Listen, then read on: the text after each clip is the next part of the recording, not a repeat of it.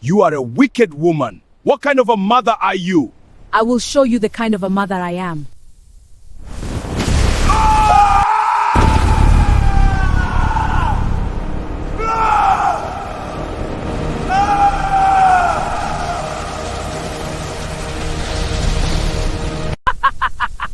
What did you do to my brother? I am going to teach you a lesson today. Where is my cutlass? So you've grown so big that you now have the audacity to challenge me.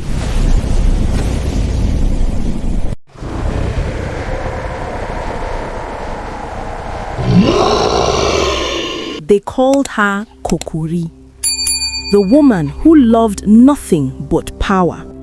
She bore 3 sons for 3 different men, then destroyed each of the fathers with her own hands. The first son disobeyed her. Before the boy could even beg for mercy, she whispered words no human should hear. The child screamed. His hands twisted. His legs snapped. His voice became a bleat. Suddenly, he transformed to a fat he-goat. Kokori tied a rope around its neck, dragged it to the market, and sold it. Like nothing happened. The second son watched, and fear turned to anger. "You are not a mother. You are a monster," he shouted. The woman smiled. That night, the boy began to crawl. His nose stretched, his body bent, his voice turned to a squeal. By sunrise, a pig rolled in mud outside her hut. Kokori laughed wickedly and left it to roam the streets. Now, only one son remained, Kunta, the obedient one, the silent one, the careful one. From that day, fear followed Kokori like a shadow. Whenever Kokori entered a village, doors shut, children disappeared indoors, families packed their belongings, some even fled before sunset. She never stayed long in one place, only migrating with Counta, her last son, until one day, she arrived at a village called Udunta, and that was the beginning of another trouble. The people of Udunta were known across many lands as peaceful farmers. They lived quietly, minded their business, and harmed no one. But Udunta was not weak. The elders of the village were said to possess ancient protective powers. No evil had ever lasted long on their soil. That was before Kokori arrived. She entered the village at dusk, walking slowly, her last son trailing behind her. Her eyes scanned the huts, searching, choosing. Then she stopped. A small family sat outside one of the huts, eating their evening meal. Without greeting, without permission, Kokori walked straight into their compound. The family froze. She ordered the family to pack their belongings and leave. "Woman, this is our house," the father said politely. Kokori stared at him. "You mean this was your house?" she replied coldly. The wind suddenly changed. The mother clutched her child. The man felt fear crawl into his spine. Within minutes, Kokori threw their belongings outside. She pushed the family away and shut the door behind her. Just like that, the house was hers. The displaced family ran to the elders' square in tears. Their voices trembled as they narrated what had happened. The elders were angered. "Who enters Udunta without greeting?" one elder said. "And still behaves like this?" another added. "This woman must be questioned," the oldest among them concluded. They rose together and walked towards the hut Kokori had seized. But as they approached, something felt wrong. The air grew heavy. The ground beneath their feet seemed to resist them. They tried to step forward, but could not. It was as though invisible hands were pulling them backwards. The elders struggled. They pushed forward again, yet their legs became heavy to move. Then, suddenly, a loud buzzing filled the air. From nowhere, a swarm of angry honeybees descended upon them. The elders scattered. They waved their hands, running blindly, chased away from the hut. Kokori stepped outside. She watched them flee and laughed. A long, wicked, hollow laugh. "I thought they had protective powers," she muttered. She said proudly, "They can never be my match." Not far from the hut, under a large tree, sat her last son, Kunta. He had watched everything. His face was filled with worry. He lowered his head and whispered quietly to himself, "Why is my mother this wicked?" But the boy dared not speak louder. He remembered his brothers, the one that was turned to a goat, the other that became a pig. Kunta swallowed his fear. Silence was the only thing keeping him human. By dawn, the elders gathered in the village square. Their faces were heavy with worry. No one spoke at first. What had happened the previous evening had never occurred in Udunta before. They had faced strangers, but never one who pushed them back with unseen forces. "We must remove her," one elder said quietly. "But how?" another replied. "Even our steps could not reach her door." They stood in silence, each one searching for an answer that did not come. At last, the oldest elder spoke. "For now, we protect our own until we understand her power." The displaced family was called forward. The elders comforted them and offered them another hut at the far end of the village. "You will not sleep in the open," they assured them. "Udunta does not abandon its people." The elders declared, "We will defeat Kokori, and whatever power she carries, it will not stand forever." But until that day, he continued, no one must go near her. They summoned the town crier immediately. The man lifted his gong and walked through the village paths. He struck it loudly. People stepped out of their huts, anxious. "Hear this," the town crier announced. "A wicked woman now lives among us." He struck the gong again. "No man, woman, or child must go near her hut. Do not greet her, do not answer her, do not pass her path." The villagers murmured in fear. Children were pulled indoors. Doors were shut early. The air in Udunta changed. For the first time in its history, the peaceful village felt defeated. And far away, inside the stolen hut, Kokori smiled. Kokori soon began to enjoy the silence around her. No one came near her hut. No footsteps passed her path. Even children avoided playing in that direction. The land surrounding her home slowly became hers. One by one, she seized the empty plots nearby and turned them into farmland. Cassava, maize, vegetables all grew under her command. But Kokori never worked. It was Kunta who did everything. From sunrise to sunset, the boy labored on the farm. He cleared the bushes, he tilled the soil, he carried water, he harvested the crops. Sometimes when the sun burned too hard, Kunta would pause to catch his breath.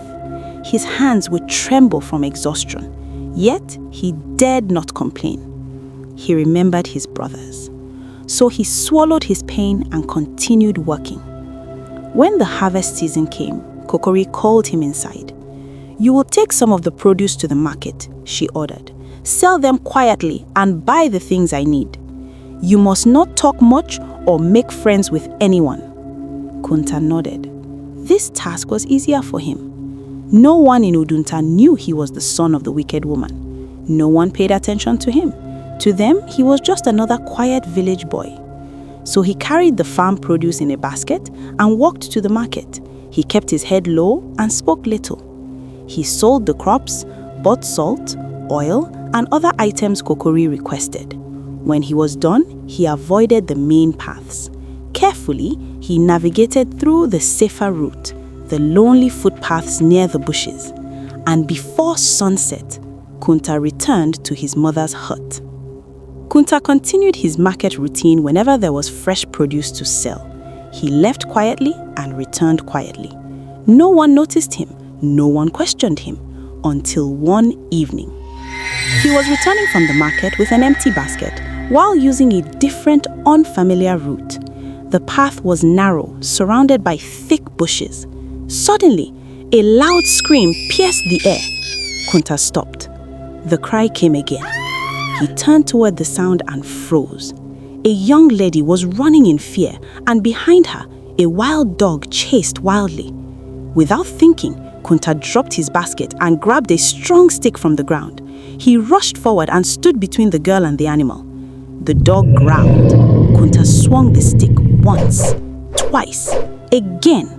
The dog lunged, but Kunta fought fiercely, shouting and striking until the animal finally retreated into the bushes.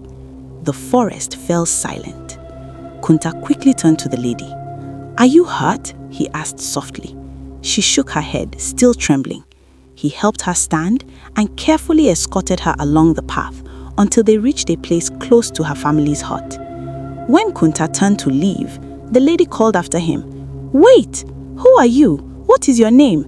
I have never seen you in this village before." Kunta hesitated. "I am Kunta," he replied nervously. Then he began to walk away. The lady hurried after him. "Wait, Kunta, let me introduce you to my father. You saved me. Where do you live?" Kunta increased his pace. He did not answer. "Wait, Kunta," she called again. "My name is Sanya. Thank you for saving me." But Kunta did not look back. He disappeared into the fading evening light to get his basket. When Kunta arrived home, Kokori was already standing outside. Her face burned with anger. "Why did you come home late?" she demanded. Kunta opened his mouth to explain, but quickly remembered her warning. He was never to mingle with the villagers, only trade and return. So he lowered his head and remained silent. Kokori's anger grew. She shouted and shouted, her voice sharp like a blade. "This is your last warning," she said coldly. "The next time you disobey me," her eyes darkened, "I will crush you with my powers." Kunta swallowed hard and said nothing. 2 months later, as the sun began to set, Sanya walked along a lonely path with her father. The evening breeze was calm and the village was quiet. Then suddenly, she stopped. Her eyes widened. She pointed ahead. "Father, look, that is the young man who saved me the other day." Walking from a distance was Kunta, unaware of who stood before him. Sanya's father, Lunga, narrowed his eyes. He was not an ordinary man. He was known in Udunta as a guardian of the old spirits. The ancient forces of the land listened to him. Before Kunta could turn away, "Kunta, Kunta, stop!" Sanya called out happily. Kunta, "My father stop! wants to thank you. He wants to speak with you." Kunta froze. The path was narrow. There was no other route to escape. Slowly, he stopped walking. Sanya and her father approached him. Lunga smiled warmly. "My daughter told me what you did," he said calmly. "You are brave. You saved her life. Udunta does not forget such kindness." Kunta lowered his head. "It was nothing," he murmured. "I insist," the man continued. "Come to my hut. My family will prepare a feast for you." Kunta shook his head quickly. I will be late going home," he said quietly. Sania's father studied him. "Then I will follow you home," he replied. "I will thank your parents myself. They must know how brave your son is." Kunta's heart pounded. No, mother," he stuttered. Sania and her father exchanged shocked glances. "Your mother will do what?" the man asked slowly. Kunta stiffened. He quickly changed his expression. I mean, he stammered, "I will follow you to your hut instead, to quickly have the feast. That will be enough." Sania smiled brightly. "Good," she said excitedly. She began walking beside Kunta, happily leading the way. But her father did not smile. He watched Kunta closely, his heart suddenly heavy, as though the boy was hiding something. While Kunta ate the porridge served to him, Lunga watched quietly. Then he asked casually, "Where did you say you lived? And who are your parents?" Kunta fused. His hands trembled. I live with my mother at the edge of the village," he replied. He did not mention her name. Lunga noticed, but asked no further questions. Instead, he asked that roasted bushmeat be given to Kunta. Kunta shook his head fearfully. "I cannot take anything with me. I should be on my way home." Lunga's eyes darkened slightly. He sensed danger. He quietly excused himself and entered his inner hut. Inside, he fortified himself spiritually and instructed one of his men, "Bring the ancestral calabash, quickly." Kunta had barely finished his meal when the wind changed. Kokori appeared. Her eyes burned with fury. "Kunta," she roared, "so you now value these useless people more than your mother's warning?" Kunta froze. No, mother," he stuttered. Lunga stepped forward slowly. Sania, confused, rushed ahead. Leave him alone and go back to wherever you came from," she shouted. Before anyone could react, Kokori struck. Sania was thrown violently to the ground.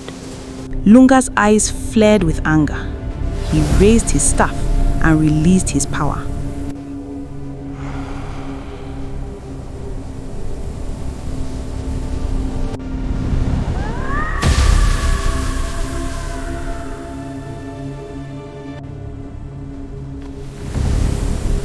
It was a spiritual tussle between the duo until Kokori almost defeated Lunga, but his last strike was out of this world. Spirits then rise and multiply!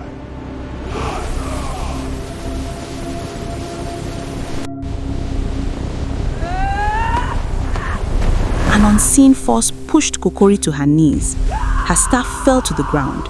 She tried to pick up her staff, but Lunga chanted, raised his palm, and it lit up in flame. He blew it off from his palm. Suddenly, Kokori's staff caught fire, turning to ashes. Kokori shouted.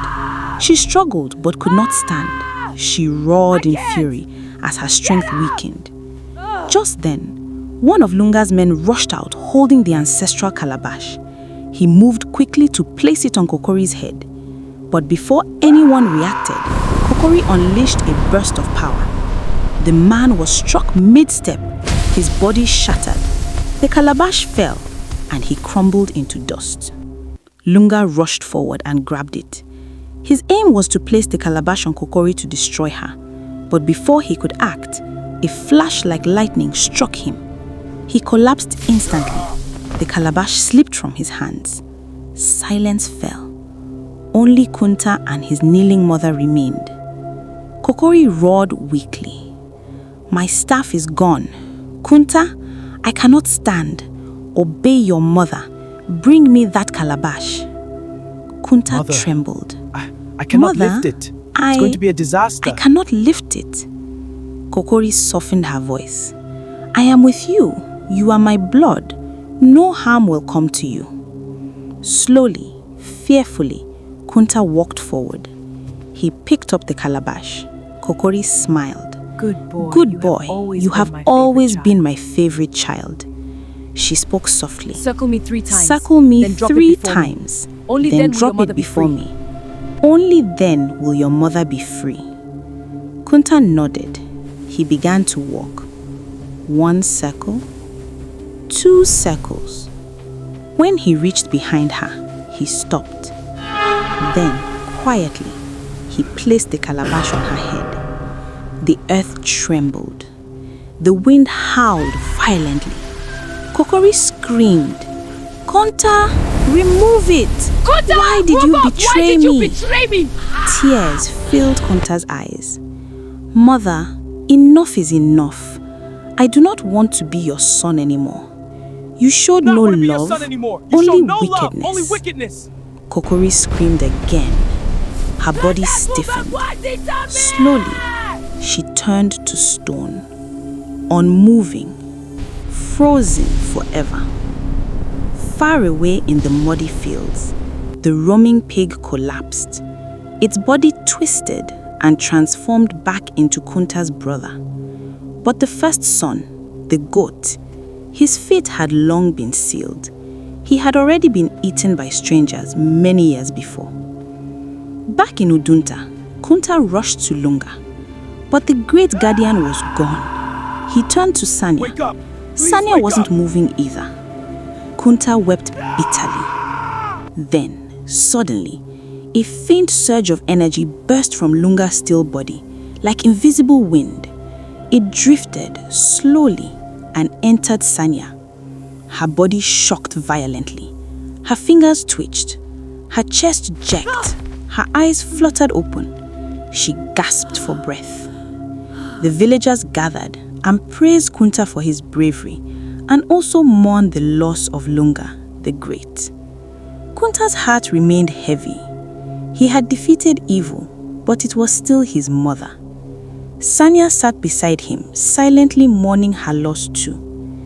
The people of Udunta built a wall around Kokori's stone body.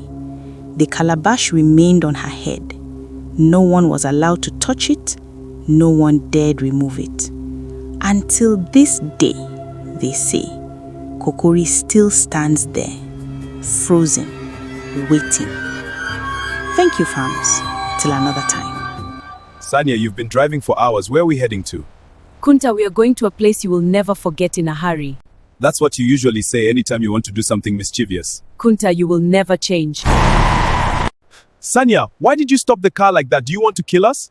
Kunta, the woman standing there looks like Kokori.